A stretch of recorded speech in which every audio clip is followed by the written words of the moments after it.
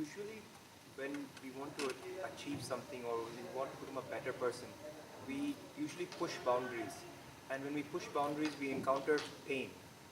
So now what happens is usually every day when I'm trying to push my boundaries in any field, for example, then the pain starts accumulating over time.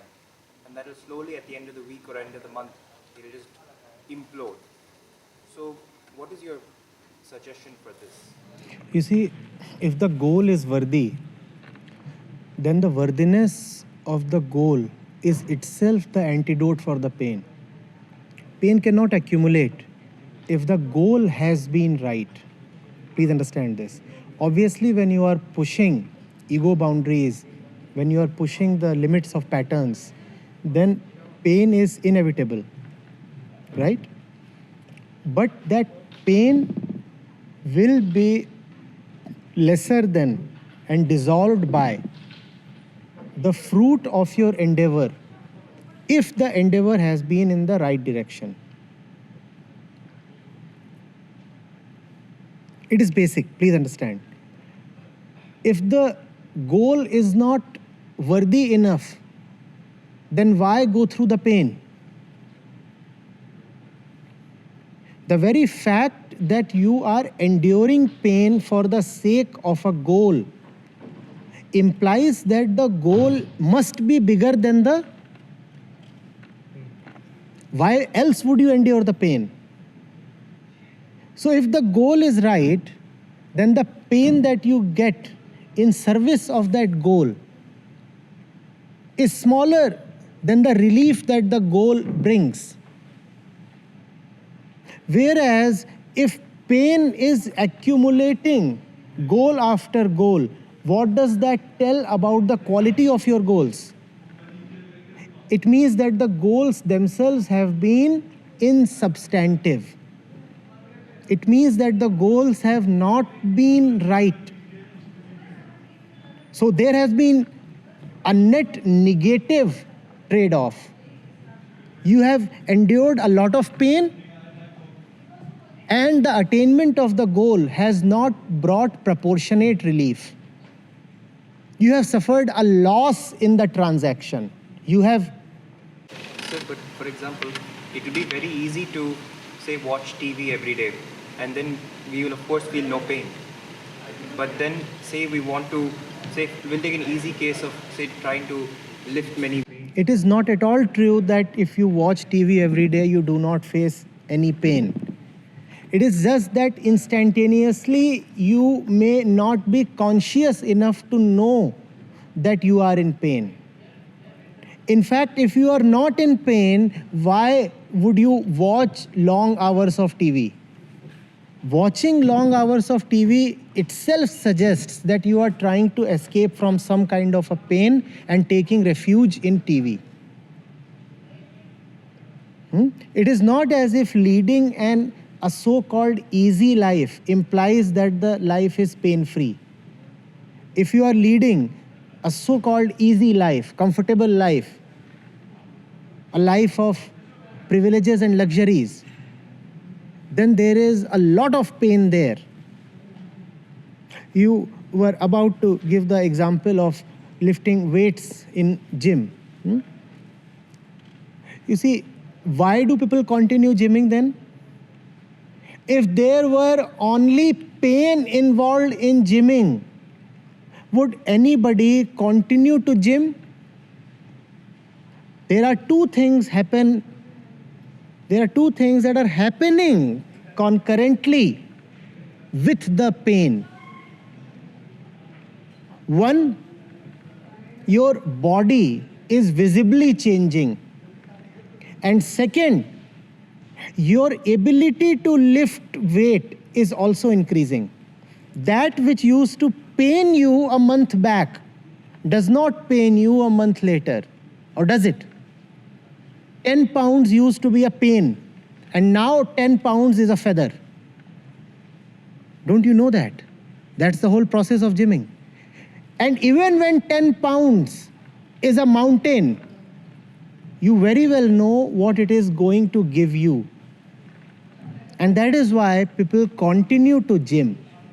It is not as if the rewards are hidden somewhere in eternity. The rewards of a good deed are instantaneous. And that is why those who have known life have willingly embraced pain. It is not as if they hated themselves. They were not keen on making themselves suffer. In fact, they loved themselves so much that they wanted to enter into all kinds of favorable transactions. I may even call it favorable business deals. They knew what they were giving up, and they also knew what they were receiving in return. They knew that that which they were giving up was petty compared to that which they were gaining. And so they gladly would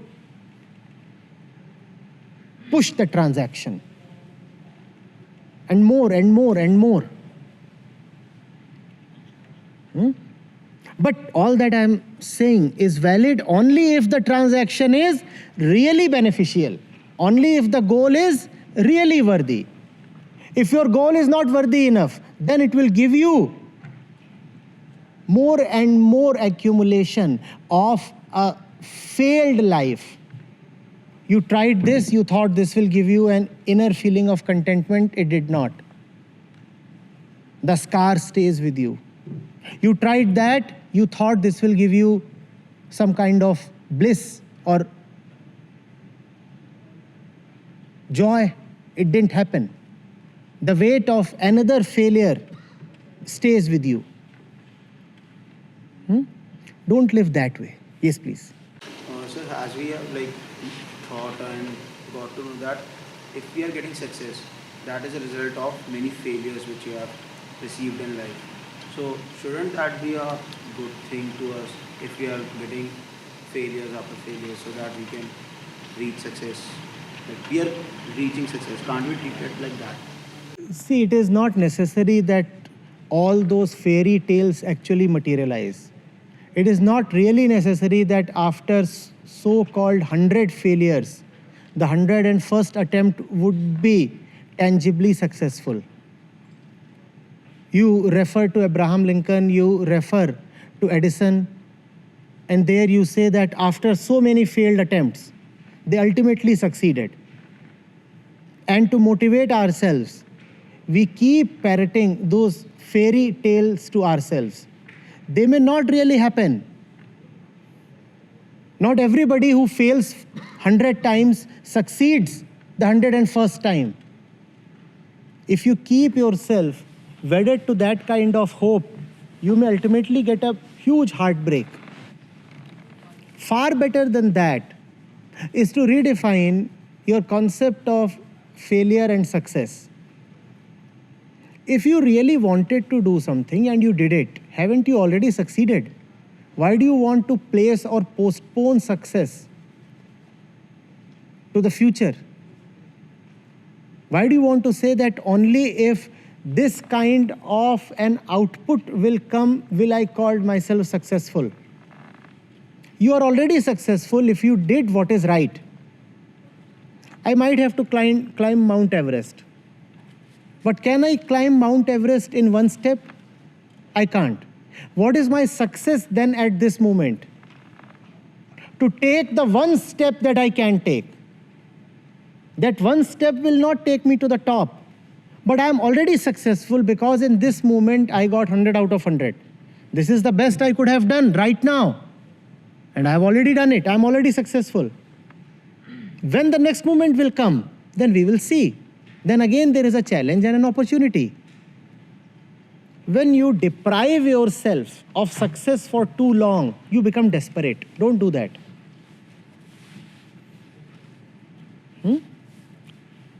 Make your time frame extremely small, t tending to 0, and be successful every moment.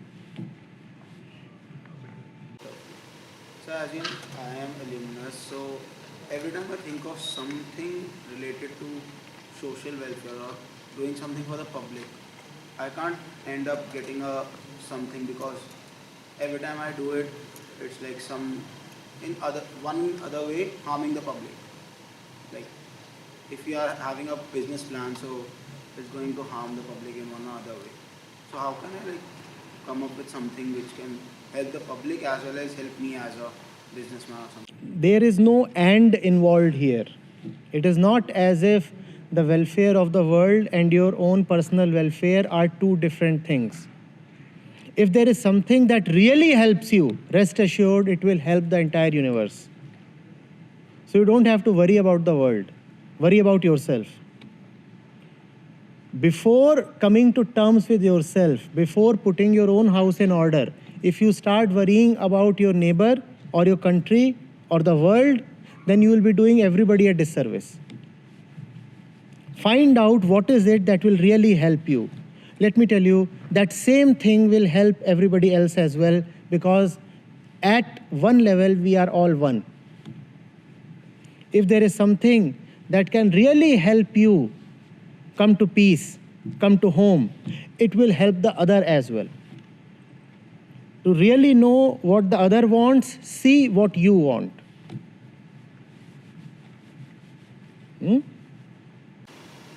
How to find the same thing? What is how to find the purpose as you are elaborating to him? Every time it is coming to this, that find out the purpose. You have to depend totally on chance. And the good news is that chance is very, very abundant. You see, when you will deliberately and personally try to find a purpose, it will be your personal purpose. It will not be bigger than you. So you may try hard, but you will still remain limited within yourself.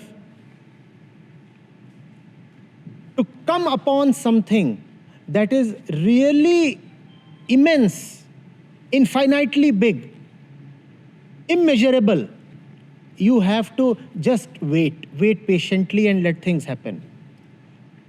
And that wait, that patience never goes unrewarded. That chance, in fact, is waiting to come to you. Your weight is nothing compared to the weight of that. Don't push your personal purposes. That is sufficient. The great purpose will descend on its own. You can do nothing to make the great purpose come to you. The great purpose remains at a distance only because you are too occupied with your little personal priorities. You are so busy with looking after this and that, my little home, my little office, my little affairs, that the great is kept in suspension. The great says, fine, you first settle all your miscellaneous chores, and then I will come. When you will be ready, then I'll come. So we cannot even call that as a chance. It is not even a chance. It's an inevitability. It's a finality. It's a certainty. But that certainty too remains elusive just because we are not prepared. Or rather, we are over-prepared to work only for our own personal world, my little world.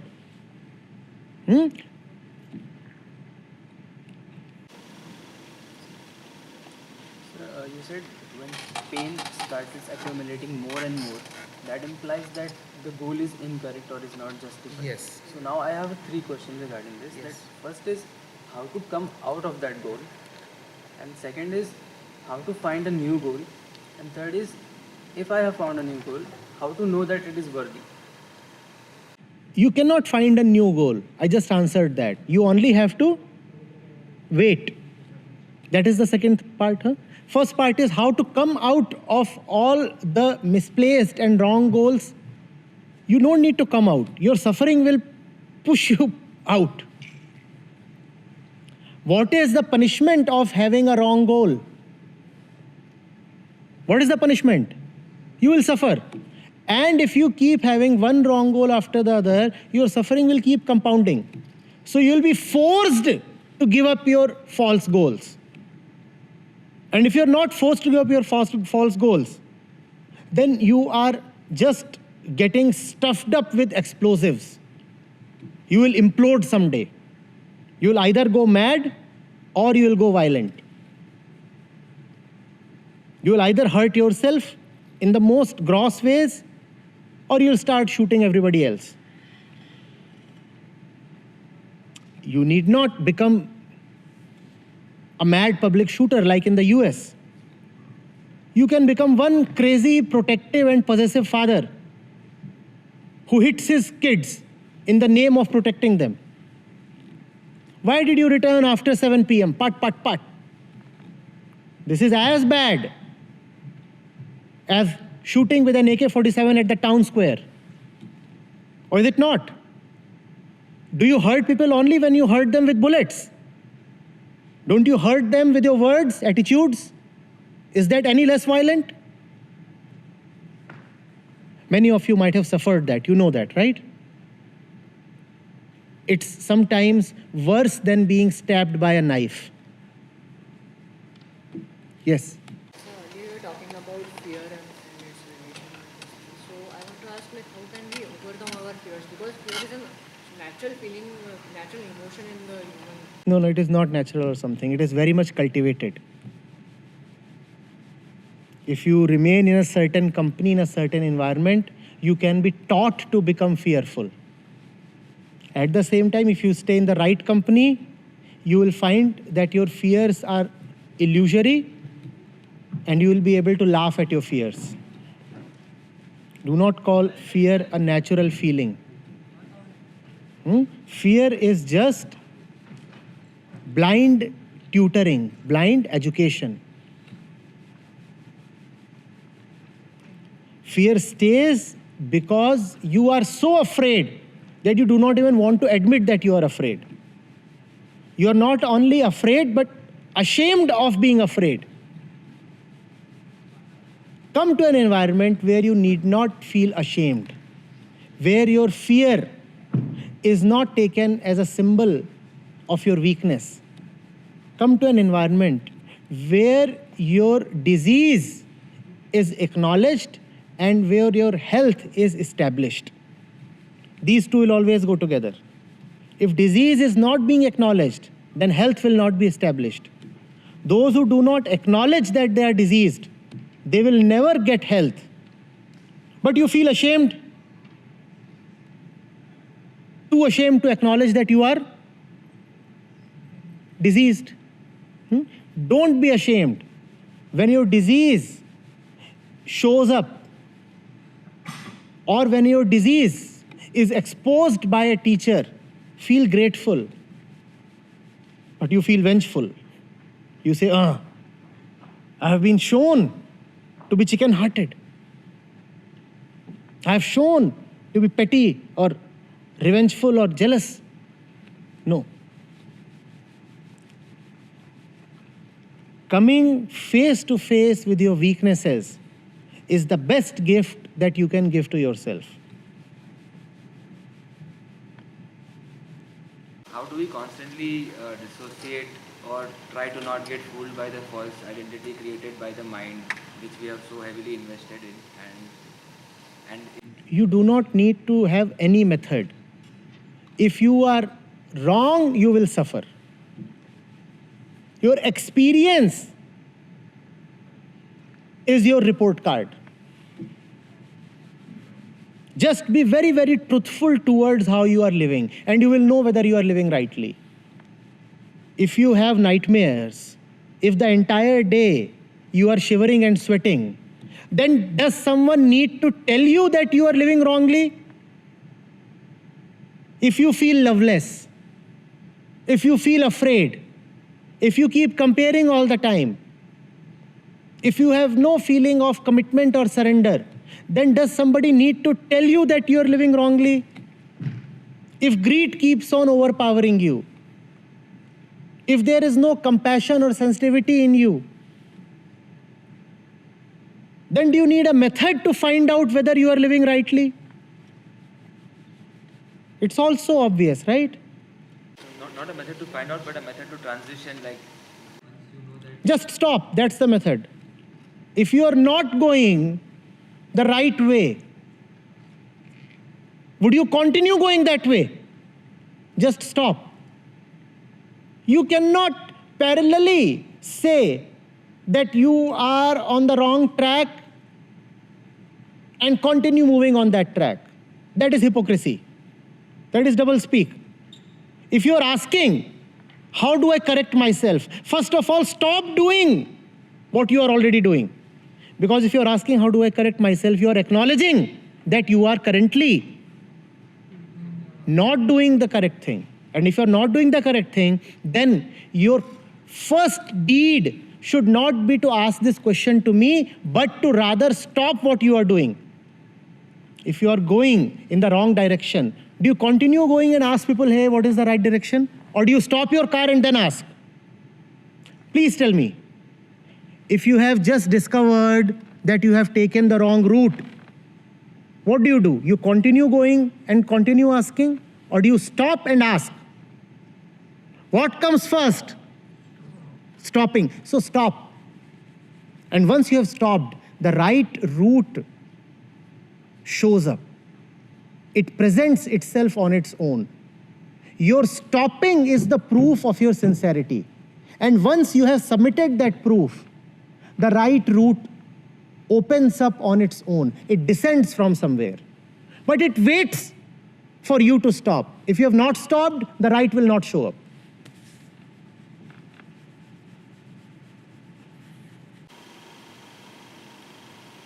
So about the thing that you said about education, that its goal is not to constrict but to enhance our options.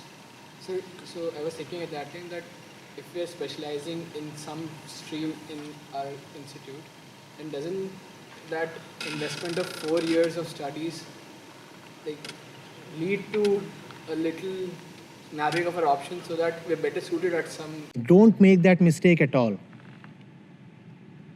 If today is to be decided by the decision you took 4 years back, then why stop at only 4 years? Why not go back 12 years?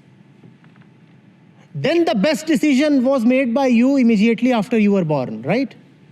Mathematical induction.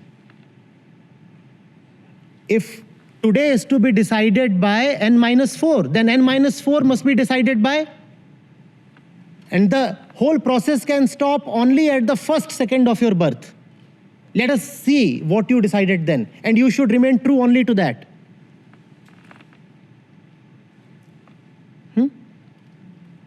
Did all of you want to be managers or engineers when you were born? Then why didn't you stay true to your first instinct? Your first instinct was probably, to wet on the bed sheet.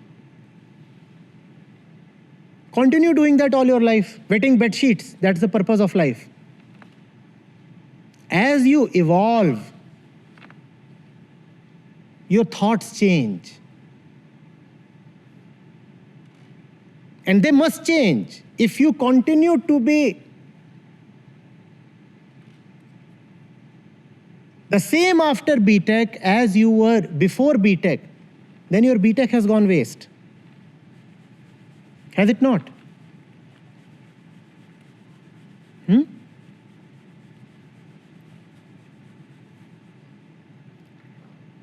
Nobody takes the right decision all the time. One must keep correcting oneself, always. You wanted food,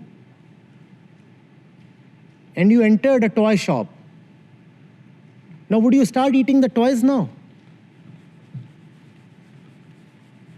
All of you who are doing your BTech courses in this campus, is your heart really with your BTech? Mostly it happens that you have entered a toy shop when what you really wanted was some water. Now you are trying to melt the toys and drink them. Will that ever quench your thirst? And you are saying, no, because I have entered the toy shop, so all my life I will eat and drink toys. How wise is that? Were you perfect after class 12th? How do you know that you made a perfect decision then? And if you didn't make a perfect decision after class 12th, why do you want to lead a life just defending a false decision? You are making two mistakes. The first mistake was to make a false decision after class 12th. And the second mistake is to not to correct that decision and to lead a life based on that decision.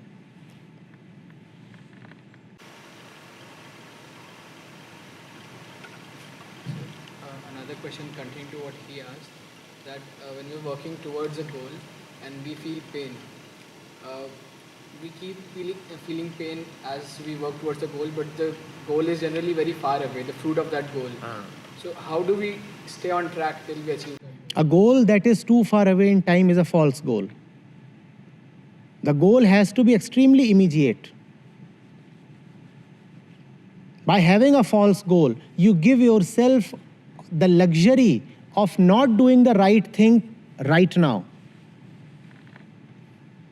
By placing your goal 5 years into the future, you have given yourself the freedom, the false freedom, to do any random stuff right now. The great moment will come 5 years later, and then we will see. And today, well, you know, I can just entertain myself. If you are preparing for a tournament that will come after 4 years, let's say the Olympics, then you need to have daily goals. Even daily is too big a time frame. You have to think in terms of the hour. Even the hour is too extended a time frame. You have to think in terms of 2 minutes, 5 minutes. Unless you are thinking in terms of the minute, rather the moment, you are just deceiving yourself. And when you are thinking in terms of minute, you cannot think at all because the moment is just so small that it has no space for thought. Then you just do. Then you don't remain occupied in thought.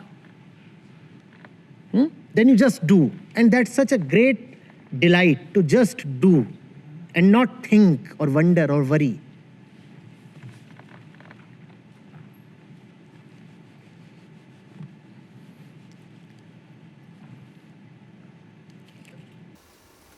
And going back to the car question, where we stopped the car, now extending this to say an addict.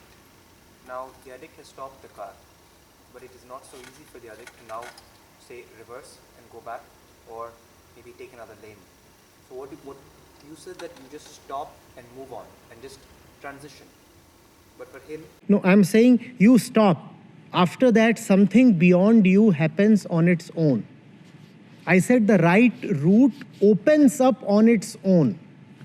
Your stopping is the proof of your sincerity that you submit to somebody beyond you. Once you have submitted that proof, help comes from somewhere.